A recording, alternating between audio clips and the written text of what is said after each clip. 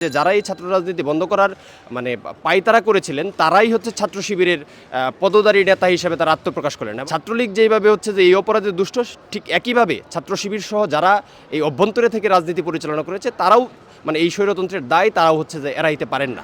প্রথমত ছাত্রদলও তখন হচ্ছে যে কেন্দ্রীয় নেতাদের সাথে বেশ কয়েকজনের সাথে কথা হয়েছিল। তখন ছাত্রদলের নেতৃবৃন্দও মবের কথা তো বলছিনি, আমরাও মবের কথা বলেছি, ছাত্র শিবিরের সুনির্দিষ্ট ব্যক্তিদের কথাও তখন তারা বলেছেন। এবং আমরা যেটি বলছি যে 5 তারিখ যখন অভ্যুত্থান হলো তার পরবর্তীতে আমাদের 7 তারিখেই এই অন্তর্বর্তীকালীন সরকার যেন গঠন হয় এবং সকল রাজনৈতিক সংগঠন এবং যারা স্টেক হোল্ডার আন্দোলন তাদেরকে নিয়ে যেন হচ্ছে অন্তর্বর্তীকালীন সরকারের একটি রূপরেখা প্রণয়ন করা হয়। আমাদের একটি সংবাদ সম্মেলন ছিল মধুর কেন্দ্রে, তখন আমাদেরকে বাধা প্রদান করা হলো, অন্যান্য কিছু বামপন্থী ছাত্র সংগঠনকে বাধা প্রদান করা হলো। এবং 9 তারিখ আমাদের রাজু ভাস্কর্যে একটি সমাবেশ ছিল, তখনও মবকে উস্কে দিয়ে কে বা কারা হচ্ছে যে আমাদের সেই সমাবেশগুলোতে বাধা প্রদান করার চেষ্টা করলো, কিন্তু বাধা ঠিক তারা প্রদান করতে পারেন নাই, আমরা সেটাকে প্রতিহত করেছি।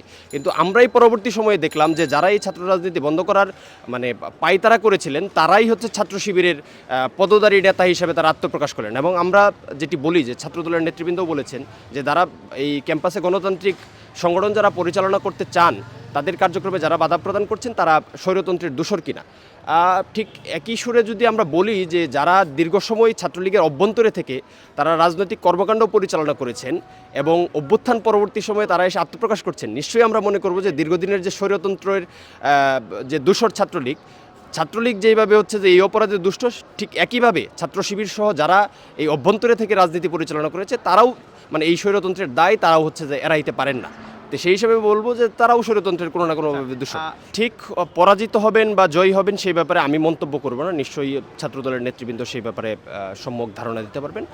ছাত্র ইউনিয়নের পক্ষ থেকে যেটি বক্তব্য যে দীর্ঘদিন যাবৎ হচ্ছে শিক্ষা প্রতিষ্ঠানগুলোতে ছাত্র সংসদ নির্বাচন বন্ধ এবং সর্বশেষ ঢাকা বিশ্ববিদ্যালয়ে যে ডাকসু নির্বাচন হয়েছে 2019 সালে, সেই নির্বাচনে আপনারা দেখেছেন যে কুয়েত মৈত্রী হল, সুফিয়া কামাল হলে কী পরিমাণ হচ্ছে ভোট কারচুপি হয়েছে।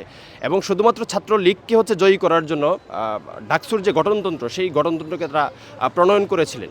তো নিশ্চয়ই এই সময়ে যদি হচ্ছে যে আমরা ডাকসুর গঠনতন্ত্র নতুনভাবে এবং সময় উপযোগীভাবে গড়ে তুলতে না পারি, আমাদের বাকসু, রাকসু, চাকসু সহ অন্যান্য ঐতিহ্যবাহী শতবর্ষী যে কলেজ ছাত্র সংসদগুলো আছে তো সেইগুলো দীর্ঘদিন যাবৎ অচল অবস্থায় আছে, তাদের যে গঠনতন্ত্র সেই গঠনতন্ত্রগুলো প্রণয়ন করতে হবে। এবং দীর্ঘদিন যাবৎ যেহেতু ছাত্র সংসদ নির্বাচনগুলো নেই, সেই জায়গায় হচ্ছে শিক্ষার্থীদের ভোটার তালিকা প্রণয়ন করতে হবে, প্রশাসনকে উপযোগী করতে হবে। এবং বিভিন্ন জায়গায় দেখবেন যে ছাত্র সংসদের যে ভবনগুলো ছিল সেই ভবনগুলো হচ্ছে মানে নানাভাবেই শিক্ষা প্রতিষ্ঠানে দখল করে হয়তো অন্য কার্যক্রম পরিচালনা করছেন, সেই ভবনগুলো আবারও সংস্কার করতে হবে, মেরামত করতে হবে এবং শিক্ষার্থীদেরকে স্বতঃস্ফূর্ত করতে হবে যে ছাত্র সংসদের প্রয়োজনীয়তা কী, প্রাসঙ্গিকতা কী।